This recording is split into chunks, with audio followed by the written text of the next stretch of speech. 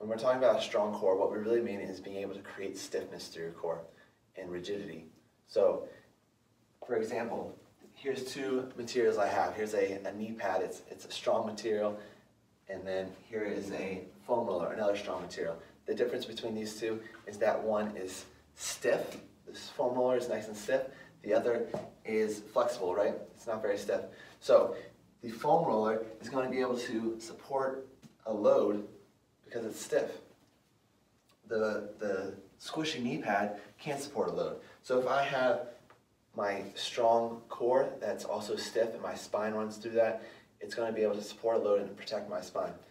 I wouldn't want to have a spine running through this squishy knee pad, right? And it'll just get crushed with any load. Also, the other point of your core is to be able to transfer power.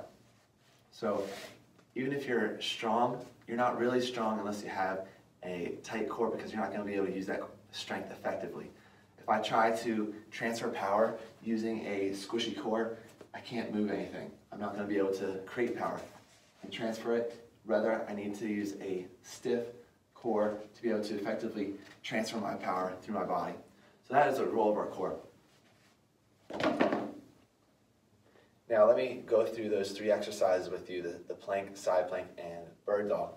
In a plank, it's a very popular exercise. I'm sure you've seen it before, but most people don't always get into the high tension plank, and that's where you can really get the most benefit. So instead of just hanging out in the plank position, you need to get into that nice plank position, straight line, good posture, and then isometrically contract your muscles as tight as you can and make it as hard as possible. And that's going to get you the biggest benefit.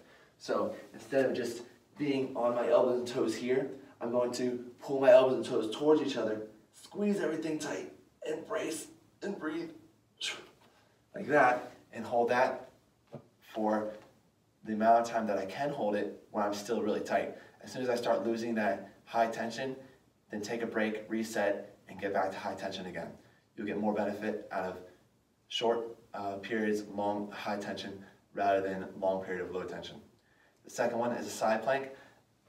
Again, we've seen side planks before, but I don't want to just be up in a side plank struggling through it here. Make sure you're in good position, you're able to get into the perfect posture, and then tighten up, really tighten up through the side here.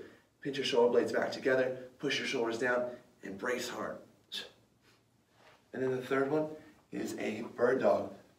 There's a lot of variations of the bird dog, and I like to start in the quadruped position and just work on building tension. So I'm on my hands and knees, and I'm going to get very tight through my core here and brace and really get to see what that feels like, just holding tension.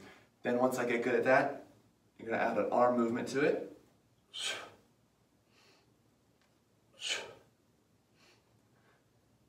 Making sure you're maintaining tension. Then we add the leg movement.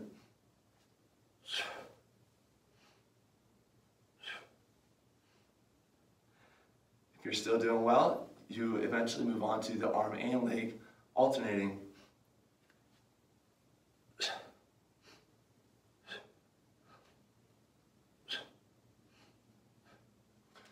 So those are three great isometric tension drills that you can use to strengthen your core.